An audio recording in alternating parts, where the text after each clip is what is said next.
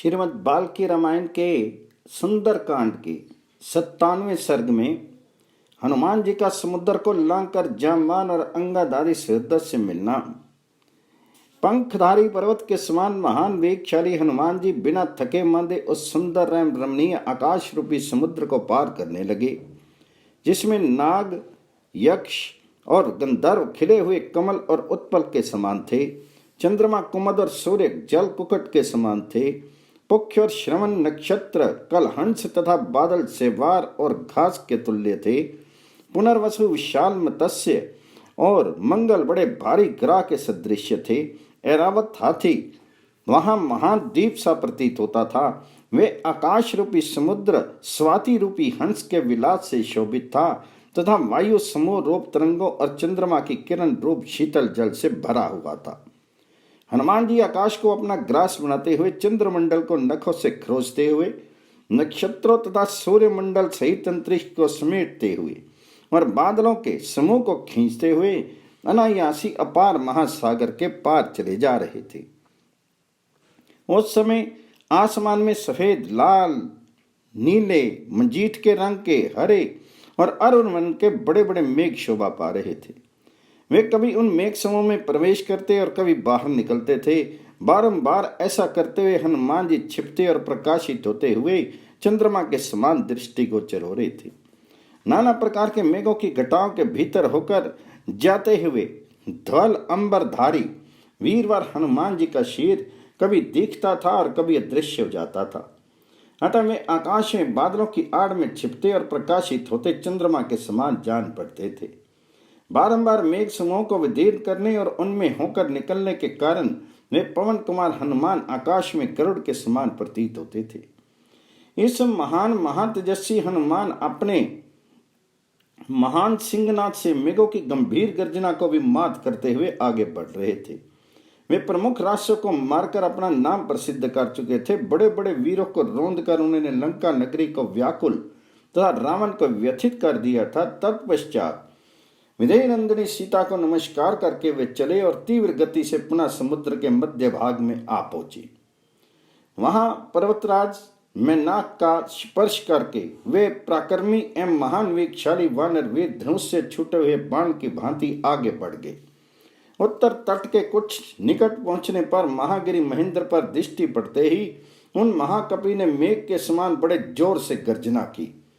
उसमें मेघ की भांति गंभीर स्वर से बड़ी भारी गर्जना करके उन वानर वीर ने सब ओर से 10 दिशाओं को कोलाहल पूर्ण कर दिया।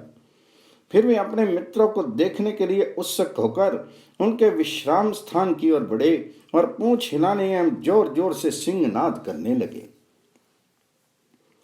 जहां गरुड़ चलते हैं उसी मार्ग पर बारंबार सिंहनाद करते हुए हनुमान जी के गंभीर घोष से सूर्यमंडल सहित आकाश मानव फटा जा रहा था। उसमें वायुपुत्र हनुमान के दर्शन की इच्छा से जो शूरवीर महाबली वानर समुद्र के उत्तर तट पर पहले से ही बैठे थे, उन्होंने वायु से टकराए हुए महान मेघ की गर्जना के समान हनुमान जी का जोर जोर से सिंहनाद सुना। अनिष्ट की आशंका से जिनके मन में दीनता छा गई थी, उन समस्त वनवासी वानरों ने उन वानर श्रेष्ठ हनुमान का मेघ गर्जना के समान सिंहनाद सुना। गर्जते हुए पवन कुमार का वह सिंहनाद सुनकर सब और बैठे हुए वे समस्त वानर अपने सहृद हनुमान जी को देखने की अभिलाषा से उत्कंठित हो गए। वानर भालुओं में श्रेष्ठ जाम्बान के मन में बड़ी प्रसन्नता हुई। वे हर्ष से खिल उठे और सब वानरों को निकट बुलाकर इस प्रकार बोले, इसमें संदेह नहीं कि हनुमान जी सब प्रकार से अपना कार्य सिद्ध करके आ रहे हैं। कृत कार्य हुए बिना इनकी ऐसी गर्जना नहीं हो सकती। महात्मा हनुमान जी की भुजाओं और जांघों का महान वेग देखकर तथा उनका सिंहनाद सुनकर सभी वानर हर्ष में भरकर इधर उधर उछलने कूदने लगे। हनुमान जी को देखने की इच्छा से वे प्रसन्नता पूर्वक एक वृक्ष से दूसरे वृक्षों पर तथा एक शिखर से दूसरे शिखरों पर चढ़ने लगे। वृक्षों की सबसे ऊंची शाखा पर खड़े होकर वे प्रीति युक्त वानर अपने स्पष्ट दिखाई देने वाले वस्त्र हिलाने लगे।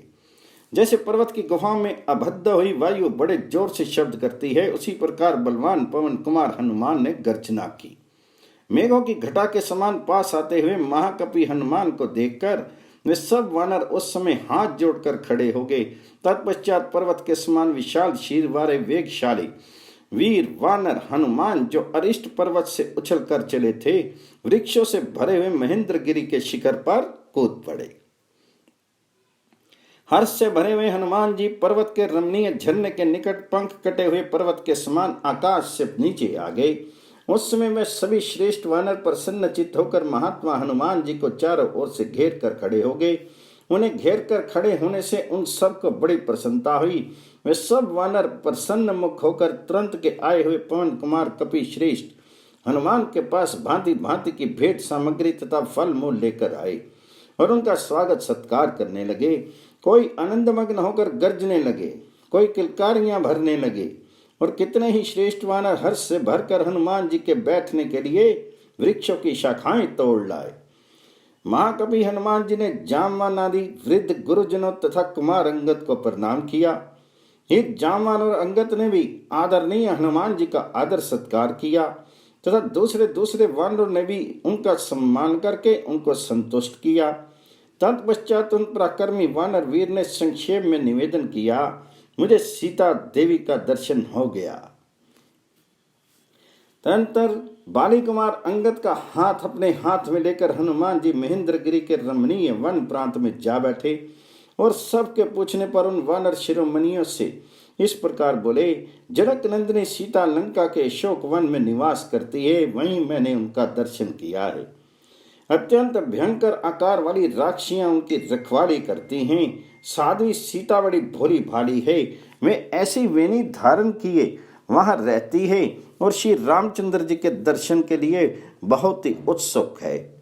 उपवास के कारण बहुत थक गई है, दुर्बल और मलिन हो रही है तथा उनके केश जटा के रूप में परिणित हो गए हैं। उस समय सीता का दर्शन हो गया। ये वचन वानरों को अमृत के समान प्रतीत हुआ। ये उनके महान प्रयोजन की सिद्धि का सूचक था। हनुमान जी के मुख से ये शुभ संवाद सुनकर सब वानर बड़े प्रसन्न हुए। कोई हर्षनाद, कोई सिंहनाद करने लगे, दूसरे महाबली वानर गर्जना करने लगे, कितने ही किलकारियां भरने लगे और दूसरे वानर एक की गर्जना के उत्तर में स्वयं भी गर्जना करने लगे। बहुत से कवि कुंजर हर्ष से उल्लसित होकर अपनी पूंछ ऊपर उठाकर नाचने लगे, कितने ही अपनी लंबी और मोटी पूंछें घुमाने या हिलाने लगे, कितने ही वानर हर्षोल्लास से भरकर छलांगे भरते हुए पर्वत शिखरों पर वानर शिरोमणि श्रीमान हनुमान को छूने लगे। हनुमान जी की उपयुक्त बात सुनकर अंगद ने उस समय समस्त वानर वीरों के बीच ये परम उत्तम बात कही, वानर श्रेष्ठ, बल और पराक्रम में तुम्हारे समान कोई नहीं है, क्योंकि तुम इस विशाल समुद्र को लांघकर फिर इस पार लौट आए। कपि शिरोमणि, एकमात्र तुम ही हम लोगों के जीवन दाता हो। तुम्हारे प्रसाद से ही हम सब लोग सफल मनोरथ होकर श्री रामचंद्र जी से मिलेंगे। अपने स्वामी श्री रघुनाथ जी के प्रति तुम्हारी भक्ति अद्भुत है, तुम्हारा प्रकर्म और धैर्य भी आश्चर्यजनक है। बड़े सौभाग्य की बात है कि तुम श्री रामचंद्र जी की ये सस्नी पत्नी सीता जी का दर्शन कर आए। अब भगवान श्री राम सीता के वियोग से उत्पन्न हुए शोक को त्याग देंगे, यह भी सौभाग्य का ही विषय है। तत्पश्चात सभी श्रेष्ठ वानर समुद्र लंघन, लंका, रावण एवं सीता के दर्शन का समाचार सुनने के लिए एकत्र हुए तथा अंगद, हनुमान और जामवान को चारों ओर से घेर कर पर्वत की बड़ी बड़ी शिलाओं पर आनंद पूर्वक बैठ गए। वे सब के सब हाथ जोड़े हुए थे और उन सब की आंखें हनुमान जी के मुख पर लगी थी। जैसे देवराज इंद्र स्वर्ग में देवताओं द्वारा सेवित होकर बैठते हैं, उसी प्रकार बहुतेरे वानरों से घिरे हुए श्रीमान अंगद वहां बीच में विराजमान हुए। कीर्तिमान एवं यशस्वी हनुमान जी तथा बाहों में भुजबंद धारण किए अंगद के प्रसन्नता पूर्वक बैठने से वे ऊंचा एवं महान पर्वत शिखर दिव्य कांति से प्रकाशित हो उठा। तदंतर हनुमान आदि महाबली वानर महेंद्रगिरी के शिखर पर परस्पर मिलकर बड़े प्रसन्न हुए। जब सभी महामनस्वी वानर वहां प्रसन्नता पूर्वक बैठ गए, तब हर्ष से भरे हुए जामवान ने उन पवन कुमार महाकपि हनुमान से प्रेम पूर्वक कार्य सिद्धि का समाचार पूछा। महाकपे, तुमने देवी सीता को कैसे देखा? वे वहां किस प्रकार रहती है और क्रूर कर्मा दशानन उनके प्रति कैसा बर्ताव करता है? ये सब बातें तुम हमें ठीक ठीक बताओ। तुमने देवी सीता को किस प्रकार ढूंढ निकाला और उन्होंने तुमसे क्या कहा, हम सब बातों को सुनकर हम लोग आगे के कार्यक्रम का निश्चित रूप से विचार करेंगे। वहां किष्किंधा में चलने पर हम लोगों को कौन सी बात कहनी चाहिए और किस बात को गुप्त रखना चाहिए। तुम बुद्धिमान हो, इसलिए तुम्हें इन सब बातों पर प्रकाश डालो। जामान के इस प्रकार पूछने पर हनुमान जी के शीर में रोमांच छुआया। उन्होंने सीता जी को मन ही मन मस्तक झुकाकर प्रणाम किया और इस प्रकार कहा, मैं आप लोगों के सामने ही समुद्र के दक्षिण तट पर जाने की इच्छा से सावधान होकर महेंद्र पर्वत के शिखर से आकाश में उछला था। आगे बढ़ते ही मैंने देखा एक परम मनोहर दिव्य स्वर्ण में शिखर प्रकट हुआ है जो मेरी राह रोक कर खड़ा है। वे मेरी यात्रा के लिए भयानक विघ्न सा प्रतीत हुआ। मैंने उसे मूर्तिमान विघ्न ही माना। उस दिव्य उत्तम स्वर्ण में पर्वत के निकट पहुंचने पर मैंने मन ही मन ये विचार किया कि मैं इसे विदीर्ण कर डालूं। फिर तो मैंने अपने पूंछ से उस पर प्रहार किया। उसकी टक्कर लगते ही उस महान पर्वत के सूर्य तुल्य तेजस्वी शिखर के सहस्त्रों टुकड़े हो गए। मैंने उस निश्चय को समझकर महागिरी में नाग के मन को आनंदित सा करते हुए मधुर वाणी में पुत्र कहकर मुझे पुकारा और कहा, मुझे अपना चाचा समझो। मैं तुम्हारे पिता वायु देवता का मित्र हूँ। मेरा नाम मेनाक है और मैं यहाँ महासागर में निवास करता हूँ। बेटा, पूर्व काल में सभी श्रेष्ठ पर्वत पंखधारी हुआ करते थे। वे समस्त प्रजा को पीड़ा देते हुए अपनी इच्छा के अनुसार सब और विचरते रहते थे। पर्वतों का ऐसा आचरण सुनकर पाक शासन भगवान इंद्र ने वज्र से इन सहस्त्रों पर्वतों के पंख काट डाले। परंतु उस समय तुम्हारे महात्मा पिता ने मुझे इंद्र के हाथ से बचा लिया। बेटा, उस समय वायु देवता ने मुझे समुद्र में लाकर डाल दिया था, जिससे मेरे पंख बच गए। अतः शत्रु दमन वीर, मुझे श्री रघुनाथ जी की सहायता के कार्य में अवश्य तत्पर होना चाहिए, क्योंकि भगवान श्री राम धर्मात्माओं में श्रेष्ठ तथा इंद्र तुल्य प्रकर्मी हैं। महामना मेनाक की यह बात सुनकर मैंने अपना कार्य उन्हें बताया और उनकी आज्ञा लेकर फिर मेरा मन वहां से आगे जाने को उत्साहित हुआ। महाकाय मेनाक ने उस समय मुझे जाने की आज्ञा दे दी। वे महान पर्वत भी अपने मानव शरीर से तो अंतर्हित हो गया, परंतु पर्वत रूप से महासागर में ही स्थित रहा। फिर मैं उत्तम वेग का आश्रय लेकर शेष मार्ग पर आगे बढ़ा और दीर्घ काल तक बड़े वेग से उस पथ पर चलता रहा। तत्पश्चात बीच समुद्र में मुझे नागमाता सुरसा देवी का दर्शन हुआ। देवी सुरसा मुझसे इस प्रकार बोली, कपि श्रेष्ठ, देवताओं ने तुम्हें मेरा भक्ष्य बताया है, इसलिए मैं तुम्हारा भक्षण करूंगी, क्योंकि सारे देवताओं ने आज तुम्हें ही मेरा आहार नियत किया है। सुरसा के ऐसा कहने पर मैं हाथ जोड़कर विनीत भाव से उनके सामने खड़ा हो गया और उदास मुख होकर यह बोला, देवी, शत्रुओं का संताप देने वाले दशरथ नंदन श्रीमान राम अपने भाई लक्ष्मण और पत्नी सीता के साथ दंडकरण में आए थे। वहां दुरात्मा रावण ने उनकी पत्नी सीता को हर लिया। मैं इस समय श्री रामचंद्र जी की आज्ञा से दूत होकर उन्हीं सीता देवी के पास जा रहा हूं। तुम भी श्री रामचंद्र जी के ही राज्य में रहती हो, इसलिए तुम्हें उनकी सहायता करनी चाहिए। अथवा मैं मिथिलेश कुमारी सीता तथा अनायासी महान कर्म करने वाले श्री रामचंद्र जी का दर्शन करके तुम्हारे मुख में आ जाऊंगा। ये तुमसे सच्ची प्रतिज्ञा करके कहता हूं। ऐसा मेरा कहने पर इच्छानुसार रूप धारण करने वाली सुरसा बोली, मुझे ये वर मिला हुआ है कि मेरे आहार के रूप में निकट आया हुआ कोई भी प्राणी मुझे टालकर आगे नहीं जा सकता। जब सुरसा ने ऐसा कहा, उससे मेरा शीत 10 योजन बड़ा था, किंतु एक ही क्षण में मैं उससे डेवढ़ा हो गया। तब सुरसा ने भी अपने मुंह को मेरे शीर की अपेक्षा अधिक फैला लिया। उसके फैले हुए मुंह को देखकर मैंने फिर अपने स्वरूप को छोटा कर लिया। उसी मुहूर्त में मेरा शीर अंगूठे के बराबर हो गया।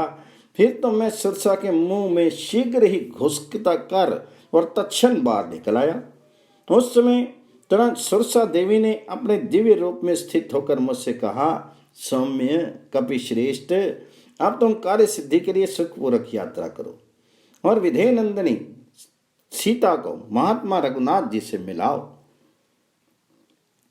मां बाहुवानर, तुम सुखी रहो, मैं तुम पर बहुत प्रसन्न हूं। उस समय सभी प्राणियों ने साधु साधु कहकर मेरी भूरी भूरी प्रशंसा की तत्पश्चात मैं गरुड़ की भांति उस विशाल आकाश में फिर उड़ने लगा। उस समय किसी ने मेरी परछाई पकड़ ली, किंतु मैं किसी को देख नहीं पाता था। छाया पकड़ी जाने से मेरा वेग अवरुद्ध हो गया, अतः मैं दसों दिशाओं की ओर देखने लगा, परंतु जिसने मेरी गति रोक दी थी ऐसा कोई प्राणी मुझे वहां नहीं दिखाई दिया। तब मेरे मन में यह चिंता हुई कि मेरी यात्रा में ऐसा कौन सा विघ्न पैदा हो गया जिसका यहाँ रूप नहीं दिखाई दे रहा है। इसी सोच में पड़े पड़े मैंने जब नीचे की ओर दृष्टि डाली तब मुझे एक भयानक राक्षसी दिखाई दी जो जल में निवास करती थी। उस भीषण निशाचरी ने बड़े जोर से अट्टहास करके निर्भय खड़े हुए मुझसे गरज गरज कर ये अमंगलजनक बात कही, विशालकाय वानर कहाँ जाओगे, मैं भूखी हुई हूं, तुम मेरे मनवांछित भोजन हो, आओ चिरकाल से निराहार पड़े हुए मेरे शीर और प्राणों को तृप्त करो। तब मैंने बहुत अच्छा कहकर उसकी बात मान ली और अपने शीर को उसके मुख में प्रमाण से बहुत अधिक बढ़ा लिया, परंतु उसका विशाल और भयानक मुख भी मुझे भक्षण करने के लिए बढ़ने लगा।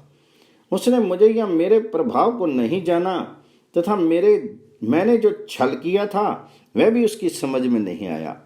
फिर तो पलक मारते मारते मैंने अपने विशाल रूप को अत्यंत छोटा बना लिया और उसका कलेजा निकालकर आकाश में उड़ गया।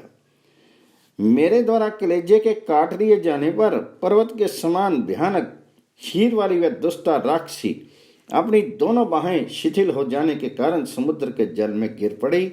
उस समय मुझे आकाशचारी सिद्ध महात्माओं की ये सौम्य वाणी सुनाई दी, अहो इस सिंहिका नाम वाली भयानक राक्षसी को हनुमान जी ने शीघ्र ही मार डाला। उसे मारकर मैंने फिर अपने उस आवश्यक कार्य का पर ध्यान दिया जिसकी पूर्ति के में अधिक विलंब हो चुका था।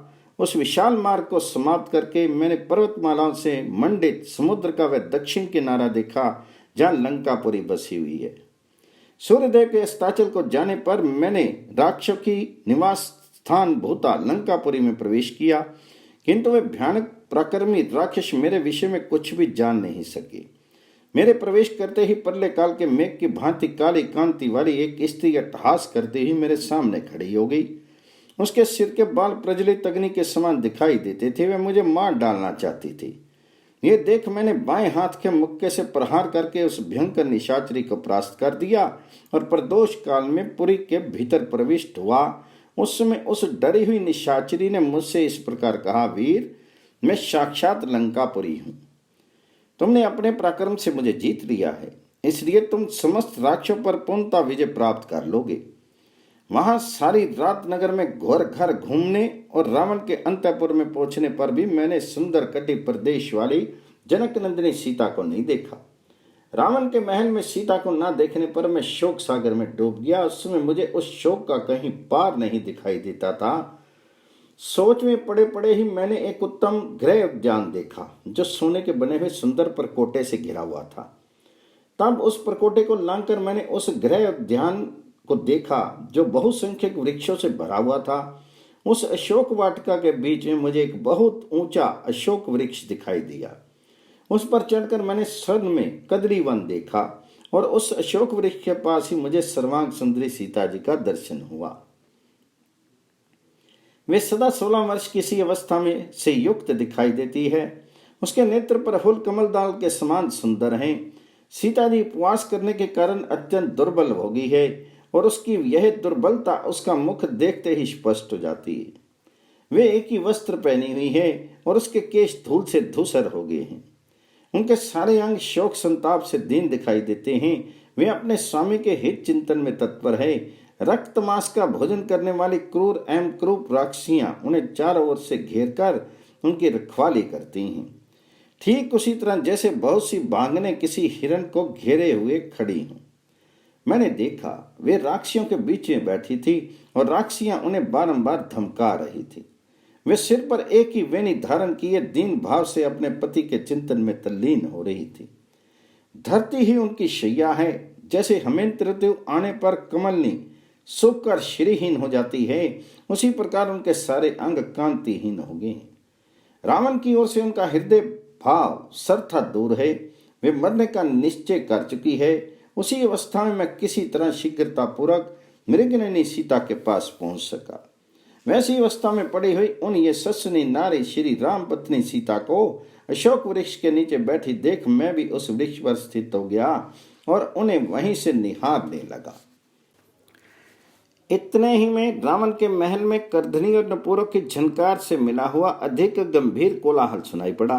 फिर तो मैंने अत्यंत दिग्न होकर अपने स्वरूप को समेट लिया, छोटा बना लिया और पक्षी के समान उस गहन अशोक वृक्ष में छिपा बैठा रहा। इतने में रावण की स्त्रियां और महाबली रावण वे सब के सब उस स्थान पर आ पहुंचे जहां सीता देवी विराजमान थी। राक्षसों के स्वामी रावण को देखते ही सुंदर कटि प्रदेश वाली सीता अपनी जांघों को सिकोड़कर और उभरे हुए वक्षस्थल को भुजाओं में ढक कर बैठ गई। वे अत्यंत भयभीत और उद्विग्न होकर इधर उधर देखने लगी। उन्हें कोई भी अपना रक्षक नहीं दिखाई देता था। भय से कांपती हुई अत्यंत दुखनी तपस्विनी सीता के सामने जा दशमुख रावण नीचे सिर किए उनके चरणों में गिर पड़ा और इस प्रकार बोला, विधेय कुमारी, मैं तुम्हारा सेवक हूं, तो मुझे अधिक आदर दो। इतने पर भी अपने प्रति उनकी उपेक्षा देखकर वह कुपित होकर बोला, गर्वीली सीते, यदि तो घमंड में आकर मेरा अभिनंदन नहीं करोगी तो आज से 2 महीने के बाद मैं तेरा खून पी जाऊंगा। दुरात्मा रावण की यह बात सुनकर सीता ने अत्यंत कुपित होकर यह उत्तम वचन कहा, नीच निशाचर, अमित तेजस्वी भगवान श्री राम की पत्नी और इक्ष्वाकु कुल की स्वामी महाराज दशरथ की पुत्र वधु से ये ना कहने योग्य बात कहते समय तेरी जीभ क्यों नहीं कट घिर गई? दुष्ट पापी, तुझमें क्या प्रकर्म है? मेरे पति देव जब निकट नहीं थे तब तो उस महात्मा की दृष्टि से छिपकर चोरी चोरी मुझे हरलाया, तो भगवान श्री राम की समानता नहीं कर सकता? तू तो उनका दास होने योग्य भी नहीं है। श्री रघुनाथ जी सर्था अजय, सत्यभाषी, शूरवीर और युद्ध के अभिलाषी एवं प्रशंसक है। जनक नंदिनी के ऐसी कठोर बात कहने पर दशमुख रावण चिता में लगी हुई अग्नि की भांति सहसा क्रोध से जल उठा और अपनी क्रूर आंखें फाड़ फाड़ कर देखता हुआ दाहिना मुक्का तान करके मिथिलेश कुमारी को मारने के लिए तैयार हो गया। ये देख उस समय वहां खड़ी हुई स्त्रियां हाहाकार करने लगी। इतने ही में उन स्त्रियों के बीच से उस दुरात्मा की सुंदरी भार्या मंदोदरी झपट कर आगे आई और उसने रावण को ऐसा करने से रोका। साथ ही उस निशाचर से मधुर वाणी में कहा, महेंद्र के समान प्रकर्मी राक्षस राज, सीता से तुम्हें क्या काम है? आज मेरे साथ रमन करो। जनक नंदिनी सीता मुझसे अधिक सुंदरी नहीं है। प्रभु, देवताओं, गंधर्वों और यक्षों की कन्याएं हैं, इनके साथ रमन करो। सीता को लेकर क्या करोगी? गंधर्व सब स्त्रियां मिलकर उस महाबली निशाचर रावण को सहसा वहां से उठाकर अपने महल में ले गई। दाशमुख रावण के चले जाने पर विकराल मुख वाली राक्षियां अत्यंत दारुण क्रूरतापूर्ण वचनों द्वारा सीता को डराने धमकाने लगी, परंतु जानकी ने उनकी बातों को तिनके के समान तुच्छ समझा। उनका सारा गर्जन तर्जन सीता के पास पहुंचकर व्यर्थ हो गया। इस प्रकार गर्जना और सारी चेष्टाओं के व्यर्थ हो जाने पर उन मांस भक्षिणी राक्षियों ने रावण के पास जाकर उसे सीता जी का महान निश्चय कह सुनाया। फिर वे सब की सब उन्हें अनेक प्रकार से कष्ट देकर हताश तथा उद्योग शून्य होकर निद्रा के वशीभूत होकर सो गई। उन सब के सो जाने पर पति के हित में तत्पर रहने वाली सीता जी करुणा पूर्वक विलाप करके अत्यंत दीन और दुखी होकर शोक करने लगी। और राक्षियों के बीच से त्रिजटा नाम वाली राक्षी उठी और अन्य निशाचरियों से इस प्रकार बोली, अरे तुम सब अपने आप को ही जल्दी जल्दी खा जाओ, कजरारे नेत्र वाली सीता को नहीं। यह राजा दशरथ की पुत्र वधू और जनक की लाडली सती साध्वी सीता इस योग्य नहीं है। आज अभी मैंने बड़ा भयंकर तरह रोंगटे खड़े कर देने वाला स्वप्न देखा है। वह राक्षसों के विनाश तथा इन सीता देवी के पति के विजय का सूचक है। ये सीता ही श्री रघुनाथ जी के रोष से हमारी और इन सब राक्षसों की रक्षा करने में समर्थ है। अतः हम लोग विधेय नंदिनी से अपने अपराधों के लिए क्षमा याचना करें, यही मुझे अच्छा लगता है। यदि किसी दुखनी के विषय में ऐसा स्वप्न देखा जाता है तो वह अनेक विध दुखों से छूटकर परम उत्तम सुख पाती है। राक्षसियों, केवल प्रणाम करने मात्र से मिथिलेश कुमारी जानकी प्रसन्न हो जाएगी और यह महान भय से मेरी रक्षा करेगी। तब लज्जावती बाला सीता पति की विजय की संभावना से प्रसन्न होकर बोली, यदि ये बात सच होगी तो मैं अवश्य तुम लोगों की रक्षा करूंगी। कुछ विश्राम के पश्चात मैं सीता की वैसी दारुण दशा देखकर बड़ी चिंता में पड़ गया। मेरे मन को शांति नहीं मिलती थी। फिर मैंने जानकी जी के साथ वार्तालाप करने के लिए एक उपाय सोचा। पहले मैंने इक्ष्वाकु वंश की प्रशंसा की।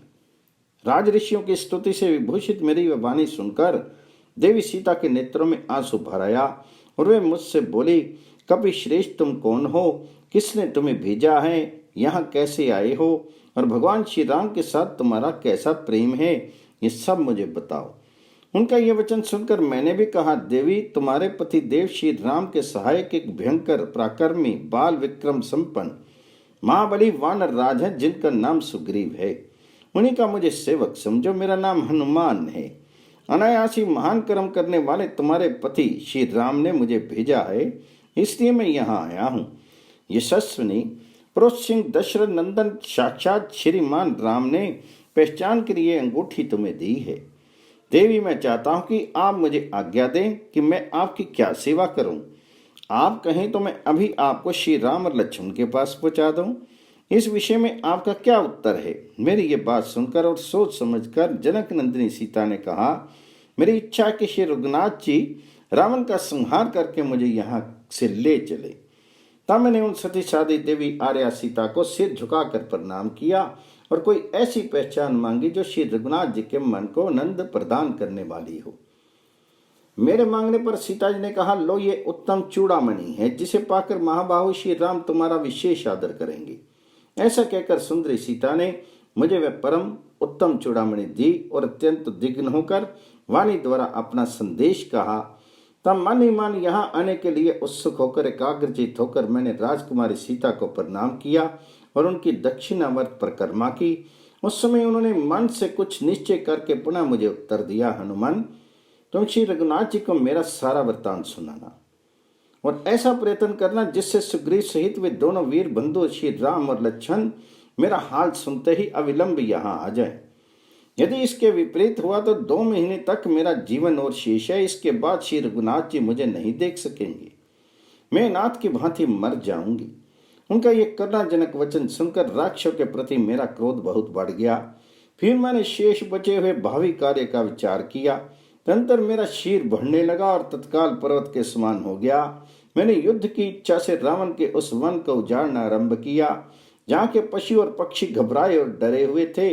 उस उजड़े हुए वन खंड को वहां सोकर उठी हुई विकराल मुख वाली राक्षसियों ने देखा। उस वन में मुझे देखकर वे सब इधर उधर से जुट गई और तुरंत रावण के पास जाकर उन्होंने वन विध्वंस का सारा समाचार कहा।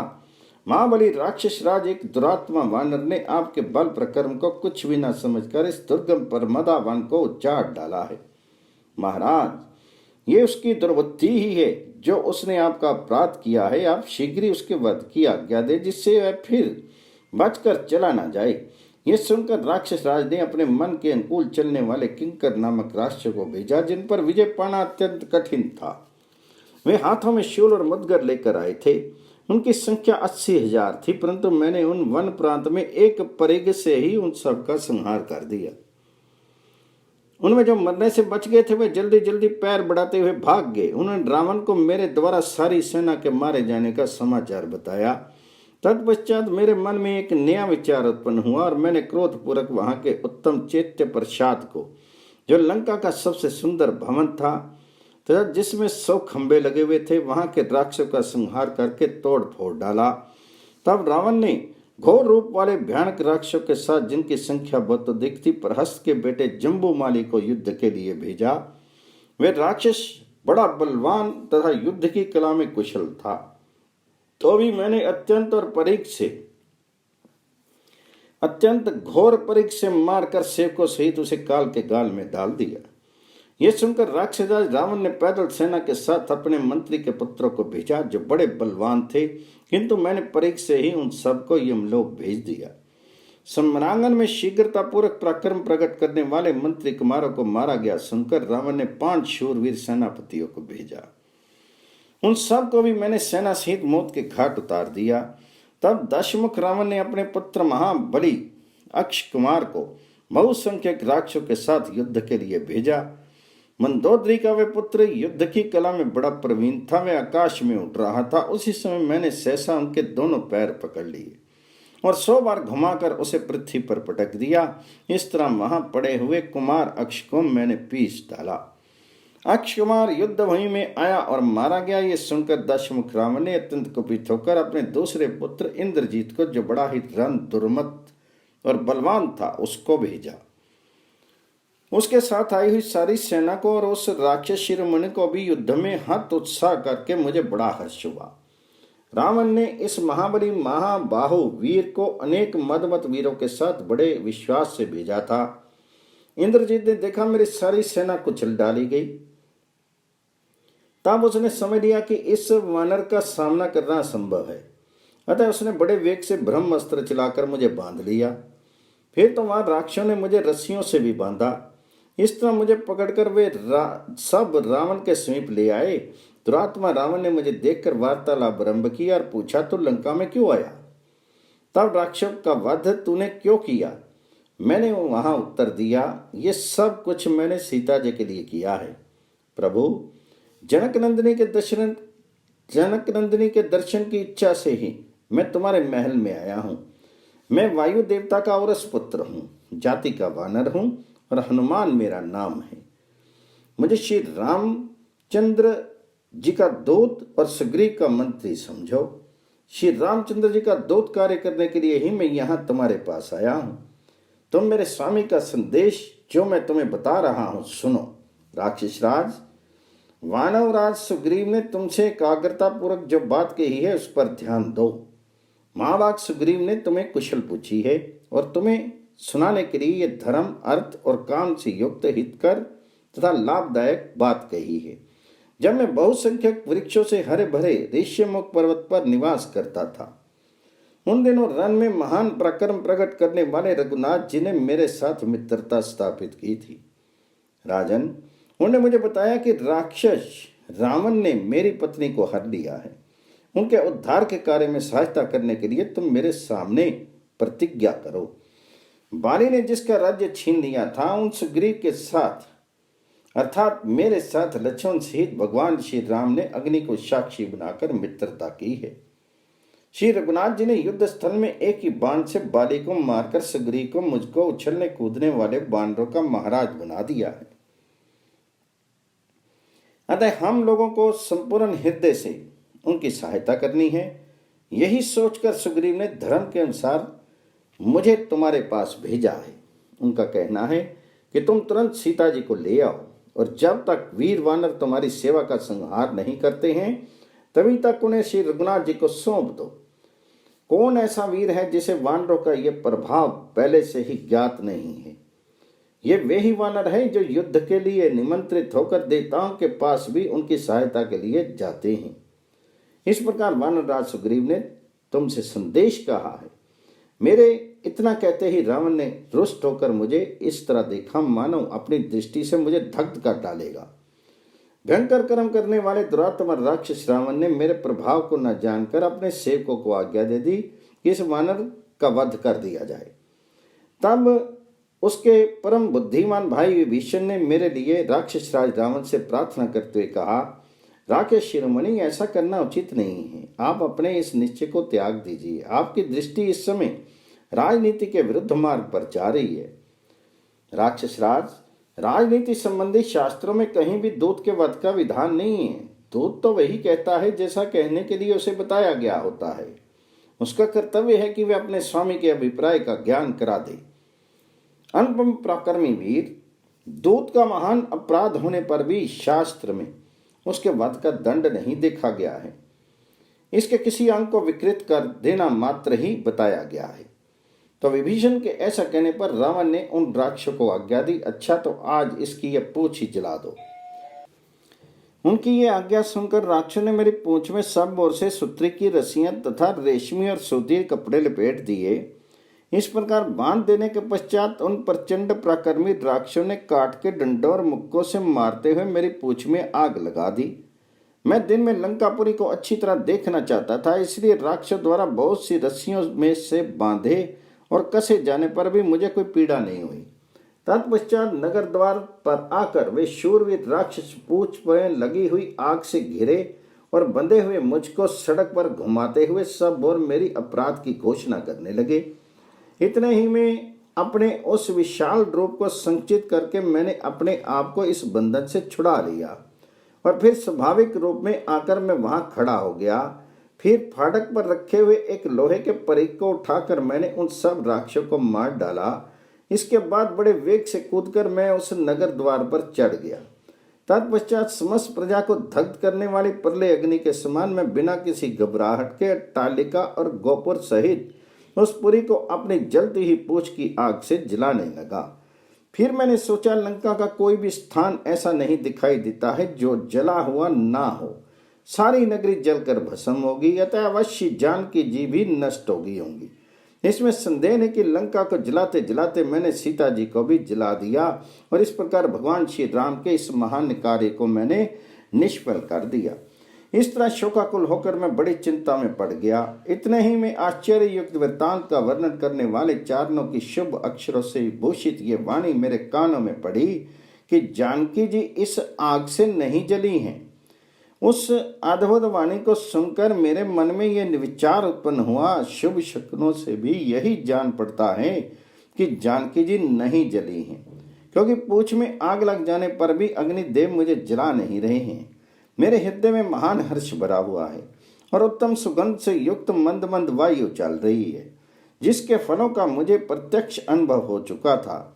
उन उत्तम शकुनों, महान गुणशाली कारणों तथा ऋषियों चारणों की प्रत्यक्ष देखी हुई बातों से भी सीता जी के सकुशल होने का विश्वास करके मेरा मन हर्ष से भर गया। तत्पश्चात मैंने पुनः विधेय नंदिनी का दर्शन किया और फिर उनसे विदा लेकर मैं अरिष्ट पर्वत पर आ गया। वहीं से आप लोगों के दर्शन की इच्छा से मैंने प्रतिप्लवन दोबारा आकाश में उड़ना आरंभ किया। तत्पश्चात वायु, चंद्रमा, सूर्य, सिद्ध और गंधर्वों से सेवित मार्ग का आश्रय लेकर यहाँ पहुंचकर मैंने आप लोगों का दर्शन किया है।